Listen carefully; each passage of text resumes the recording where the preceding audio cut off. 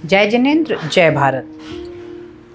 जिस प्रकार हम वास्तु के द्वारा अपने घर में सुधार की प्रवृत्ति को अपनाते हैं, इस जगह पे ये यहाँ नहीं होना चाहिए, हमने वो रख दिया, उसमें वो सुधार कर लीजिए और हम सुधार कर लेते हैं वास्तु के नियमों के अनुसार। एक बात सदैव ध्यान रखिए कि वास्तु के नियम सिर्फ और सिर्फ आपके घर तक ही सीमित नहीं होते। ये हमारी दुर्बुद्धि का प्रतीक है कि वास्तु सिद्धांत के जैसे बड़े बड़े नियमों को, सिद्धांत ग्रंथों को हमने सिर्फ और सिर्फ अपने घरों तक सीमित करके रख दिया और घर वास्तु पर हमने वास्तु को लाकर टिका दिया, जबकि वास्तुशास्त्र इस संपूर्ण ब्रह्मांड का ज्ञान अपने आप में समेटे हुए है। जिस प्रकार की अपने घरों में सुधार की अपेक्षा हम रखते हैं, उसी प्रकार वास्तुशास्त्र के नियम देश की उर्वरक शक्ति में, देश की भूमि पर भी सुधार की समय समय पर अनंत अपेक्षा रखती है।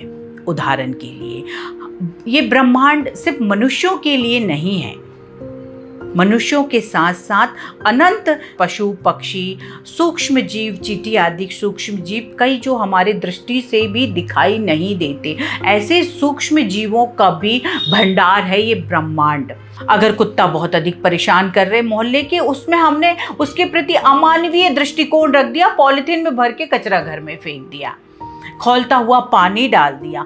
अनंत अनंत ऐसे भयावह क्रूर अपराध जो हम पशु पक्षियों के साथ कर रहे हैं, वही की वही किसी न किसी रूप में आज मानव समाज में हमारे सामने आ रहा है। और ये देश का वास्तु का दुरुपयोग, ये वास्तु को दूषित करने के कारण बनते हैं।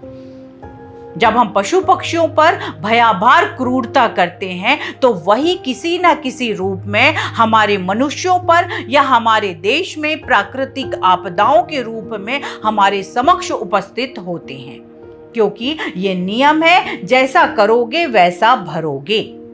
मैं संपूर्ण देशवासियों से ये कहना चाहती हूँ कि वास्तुशास्त्र सिर्फ घरों के लिए नहीं है, वास्तुशास्त्र देश की भूमि के लिए भी है। आपके घरों से ज़्यादा, और मैं कहूँगी कि ये देश की भूमि के लिए वास्तुशास्त्र काम करता है। कुछ नियम, कुछ ऐसे कारण जिनमें परिवर्तन अत्यंत आवश्यक है।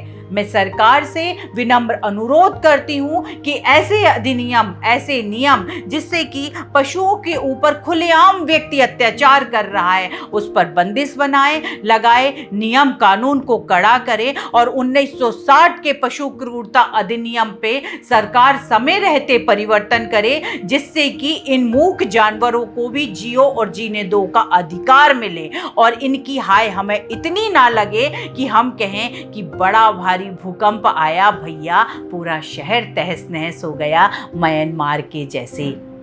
अतः सावधान रखिए, आप भी जिए और अनंत समस्त पशु पक्षियों को भी जीने दीजिए। समय समय पर देश के नियम कानूनों में परिवर्तन करके देश की भूमि की उर्वरक शक्ति को हम बढ़ाएं, ऐसी मनोकामना व्यक्त करती हूँ। जय जिनेंद्र, जय भारत।